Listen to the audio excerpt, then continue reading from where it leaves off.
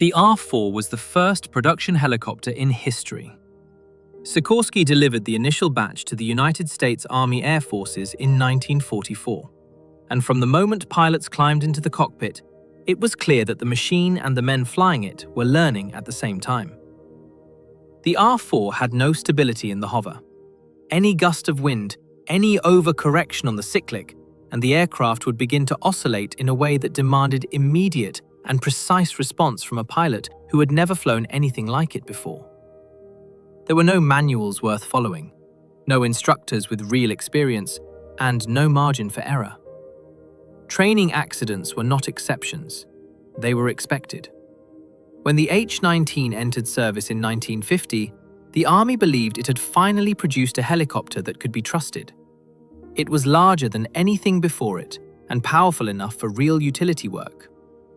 Pilots disagreed almost immediately. The transmission system ran hot under sustained load, and in field conditions, the warning signs were easy to miss until it was too late. Engine fires were not theoretical. They happened during routine operations and training flights. The hover was unstable in crosswinds, and the controls required constant physical correction that fatigued pilots on longer sorties. The H-19 trained a generation of helicopter crews. Many of them spent years wondering when the machine beneath them was going to stop cooperating. The Soviet Union watched the Korean War and understood that the Americans had found something useful in the helicopter. The Mi-4 was the Soviet answer. A large piston-engine transport that entered service in 1952 and was sent everywhere the Red Army needed it. The aircraft worked. It carried troops, evacuated casualties, and supplied remote positions. But the transmission was its permanent weak point. Under sustained load in hot conditions, it ran hot and rough, and Soviet maintenance crews developed an informal familiarity with transmission failures that no official document fully captured. It was reliable enough to fly. It was never reliable enough to relax. The Ka-15 was the Soviet Navy's first purpose-built shipboard helicopter, entering service in 1956 on vessels barely large enough to carry it. Kamov's coaxial rotor design eliminated the tail rotor and kept the aircraft compact, but the handling characteristics made shipboard operations exceptionally demanding. In calm conditions, the Ka-15 was manageable. In wind, and naval operations rarely happen in calm conditions, the aircraft became extremely sensitive to gusts across the deck, requiring precise and immediate correction. Soviet naval aviators described the Ka-15 as an aircraft that was extremely sensitive to wind on ship decks, punishing inattention in the kind of conditions that ships routinely operate in. Britain licensed the Sikorsky H-19 and built it as the Whirlwind, which should have given the Royal Navy and RAF a capable utility helicopter. Instead, they received all of the original aircraft's problems, plus one of their own. The Rolls-Royce Gnome engine installed in early British variants proved significantly less reliable than the American power plant it replaced. It ran rough, it ran hot, and it had a tendency toward power loss at moments that left pilots with very limited options. Royal Navy crews operating from ships found themselves flying an aircraft whose engine they did not fully trust over water, with no realistic emergency alternative. The Americans eventually fixed the H-19. The British fixed the Whirlwind by replacing the engine with something else entirely. The H-21 arrived in Vietnam in 1962 as one of the first American helicopters committed to the war, and the country immediately exposed everything the aircraft could not do.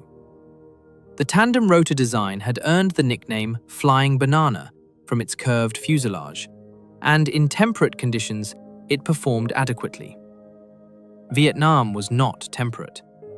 In the heat and humidity of Southeast Asia, the H-21 lost lift at precisely the moments it needed it most. Heavily loaded in hot weather over jungle terrain, the aircraft struggled to climb and struggled to accelerate.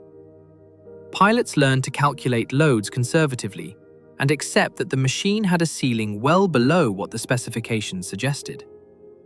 It was a helicopter that taught pilots to plan carefully for the possibility it might not do what they needed. The AH-43 used an intermeshing rotor design, two rotors crossing over each other without a tail rotor, and the handling characteristics were unlike anything pilots had trained on. Transitioning to the Husky required relearning reflexes built over hundreds of hours. The pedal inputs controlling yaw worked in reverse logic to what pilots expected, and power response during hover demanded a different touch than anything in the standard training syllabus. The aircraft was used extensively for crash rescue at air bases across Southeast Asia, which meant pilots flew it under pressure when there was no margin for mistakes. It worked. It saved lives. The pilots who flew it also spent considerable time warning newcomers that the first hours in the Husky were going to feel deeply wrong. The CH-37 was the largest helicopter in the American inventory when it entered service in 1956, and Sikorsky's solution to engine placement was to mount them in sponsons on either side of the fuselage. This kept the cabin clear and the design elegant on paper. In operation, the sponson-mounted engines created persistent problems with heat management and fire risk that maintenance crews and pilots both learned to take seriously. Engine fires in the CH-37 were not theoretical events described in emergency checklists. They happened often enough that pilots developed informal procedures for managing a machine that might decide to burn at any point in the flight. Few of the crews who flew it argued that its replacement by the CH-47 had come too soon. The AH-1G entered combat in Vietnam in 1967 as the Army's first purpose-built attack helicopter, and in the conditions it was designed for, it was effective. The problem was that Vietnam rarely provided those conditions. In lowland heat at high humidity, heavily loaded with weapons and fuel, the Cobra's single Lycoming T-53 engine struggled to deliver what the mission required. Pilots flying fire support in the Mekong Delta found the aircraft would not hold altitude in a loaded hover, and that attack runs had to be planned around the available power margin. Army after-action reports documented these performance limitations specifically. The later twin-engine variants fixed most of the problems. The pilots who flew the early Cobras knew the limitations in detail because the aircraft reminded them regularly. The CH-46A entered Marine Corps service in 1964, and within 2 years of combat operations in Vietnam, it had accumulated a record that no manufacturer would have chosen. The transmission was unreliable under sustained combat loads. The engines ingested dust and lost power. In 1967, a series of structural failures, the aft pylons separating in flight, killed multiple crews and grounded the entire fleet. Marine pilots who flew the CH-46 in Vietnam later described a learning curve that was deadly, with mechanical shortcomings that became apparent quickly in combat conditions. 6 aircraft lost their aft pylons before engineers identified whirl mode flutter as the cause. The Marines called it the Frog, flew it for 50 years, and modified it continuously. The early versions were machines crews flew with a specific awareness of what they might do without warning. On March 12, 1969, Lockheed test pilot David Beale took the third AH-56 Cheyenne prototype over the California coast at 190 knots. The main rotor blades began oscillating vertically, an instability the program had been working to eliminate for months. The oscillations grew until the blades struck the tail boom and the cockpit simultaneously. Beale was killed instantly. The Army's investigation confirmed that the rigid rotor system had a resonance problem that had not been solved despite multiple design changes, and the production contract was cancelled 2 months later. The Cheyenne was a remarkable aircraft, faster than anything else in its class, armed more heavily than anything that had flown before it. The rigid rotor that gave it its performance also gave it a failure mode that no pilot could survive. The Mi-2 was a small twin-turbine helicopter built in Poland under Soviet license from the mid-1960s, used by nearly every Warsaw Pact air arm for training and light utility work. Soviet and Polish instructors who flew it extensively developed a consistent description of its handling. The cyclic was extraordinarily sensitive, responding to inputs that would have been negligible in any other aircraft. Pilots coming from the Mi-4 or fixed-wing backgrounds found the Mi-2's responses startling. A touch too much input, and the aircraft moved sharply. A correction applied too firmly, and the oscillation began. Instructors called it nervous. Students called it unforgiving. It was the aircraft on which a generation of Warsaw Pact pilots learned the difference between flying precisely and flying well. The Kr-25 entered Soviet naval aviation in 1965 as a shipboard anti-submarine helicopter, bringing with it a coaxial rotor system that solved the space problem on Soviet warships, but created a different problem in the cockpit. Pilots transitioning from conventional single-rotor helicopters encountered a control system whose logic was not entirely familiar. The absence of a tail rotor changed the yaw response, and the coaxial configuration produced handling characteristics that had to be learned specifically rather than transferred from prior experience. Soviet naval aviators operated the Kr-25 in North Atlantic conditions from small ship decks in weather that challenged any aircraft. Those who flew it for extended periods became competent in it. Those new to it found the early hours among the more demanding of their careers. The Mi-6 was the largest production helicopter in the world when it entered service in 1959, and everything about flying it was scaled to match. At maximum takeoff weight, the aircraft had inertia that pilots described as flying a building. Inputs took time to produce results, corrections arrived after the moment they were needed, and physical demands on the crew during long sorties were substantial. The Mi-6 used stub wings to offload the rotor in cruise flight, which helped with range, but added another variable to manage during transitions between hover and forward flight. Soviet military records from the 1960s and 1970s document a pattern of incidents involving heavy transport helicopters where crews misjudged the aircraft's response, a pattern the Mi-6's handling contributed to directly. The Mi-10 was a flying crane, a conventional rotor system mounted on 4 long legs designed to straddle outsized cargo, lift it, and carry it where it was needed. The concept worked. The execution required pilots to perform one of the most demanding tasks in helicopter operations, landing on a precise point while looking through a glass panel in the floor at a load they could not directly see, guided by a ground controller whose instructions arrived with a delay that the aircraft's inertia made unforgiving. Soviet crews who flew the Mi-10 on construction missions described the hover and land sequence under load as a procedure that demanded total concentration and left no capacity for anything else. The Mi-10 was effective. It was also the kind of aircraft that pilots flew with sustained mental effort that other machines did not require.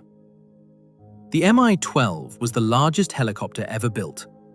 2 pairs of rotors mounted on outriggers, a maximum takeoff weight of over 105 tons, a fuselage wider than most transport aircraft.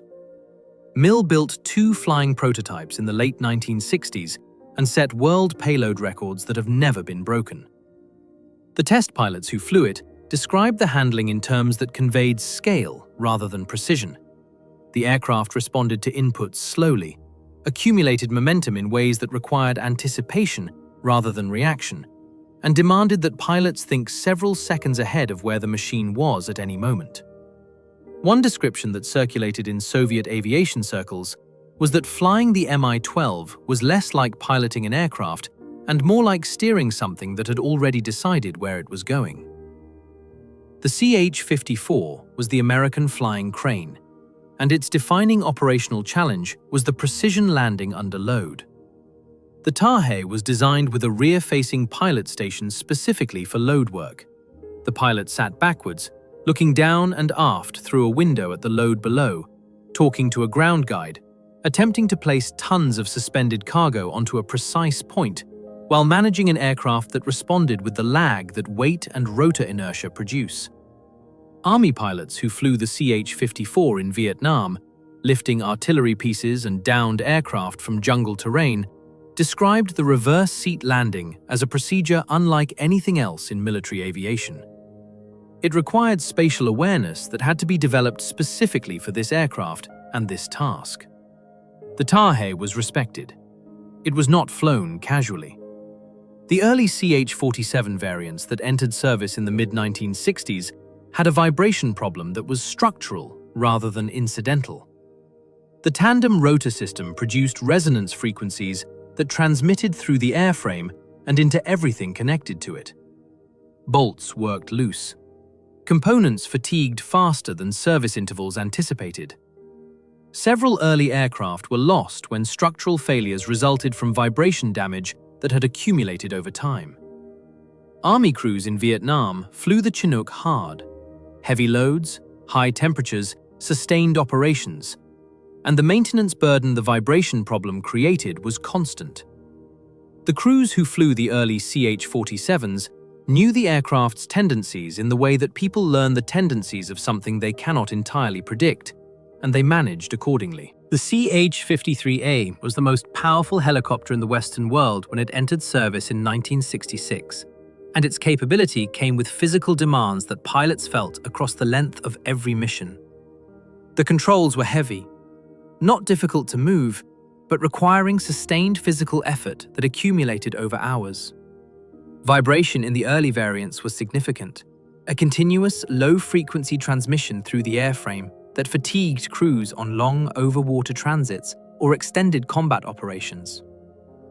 Marine Corps pilots who flew the CH-53 in Vietnam described it as an aircraft that required physical fitness as a professional requirement. It performed what was asked of it. It also asked something back from every pilot who sat in it for more than 2 hours. The Mi-8 became the most widely produced helicopter in history, and in most conditions it was reliable and capable. Afghanistan changed the assessment. Soviet crews flying the Mi-8 in the mountains of Afghanistan from 1979 onward encountered a combination of high altitude, heat, and operational loading that pushed the aircraft beyond the envelope it was designed for.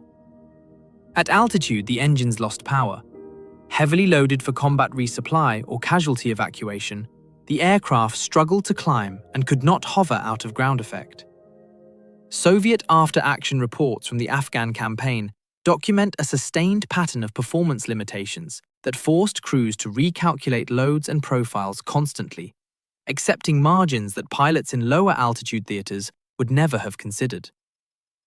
The Mi-8 was a good helicopter that Afghanistan turned into a difficult one. The Mi-24 was one of the most feared combat helicopters ever built. Its combination of heavy armor, substantial weapons load, and troop carrying capacity made it unique, and Soviet designers were proud of what they had created. The pilots who flew it into combat had a more specific set of concerns. The tandem cockpit arrangement placed the pilot above and behind the weapons officer, and the armored glass and cockpit framing that protected both crew members also severely restricted forward and downward visibility. In the mountains of Afghanistan, where terrain came up fast and low-level flight demanded awareness of everything below and ahead, this was not an abstract limitation. It was the primary tactical problem with the aircraft. The Mi-24 was formidable. The pilots who flew it in combat knew exactly what it could not show them. The Wessex entered Royal Navy service in 1961 as a license-built version of the Sikorsky S-58. But Westland replaced the original piston engine with a Rolls-Royce Gnome turboshaft that changed the aircraft's handling characteristics in ways that took time to understand. The Gnome was powerful, but had a throttle response that pilots described as either on or off, with a transition between the two states that was rapid and demanding to manage. In auto-rotation, the procedure used to land safely following engine failure, the Wessex required precise timing and technique that was less forgiving than comparable aircraft. Royal Navy crews operating from ships in the North Atlantic flew the Wessex in conditions that tested everything the aircraft had, and the engine's response characteristics were a permanent feature of crew training. The pilots understood its specific demands. They also never forgot they were there. The Sea King gave the Royal Navy a genuine all-weather search and rescue capability, and it served for decades with crews who valued what it could do. The difficulty was in the cockpit during complex operations.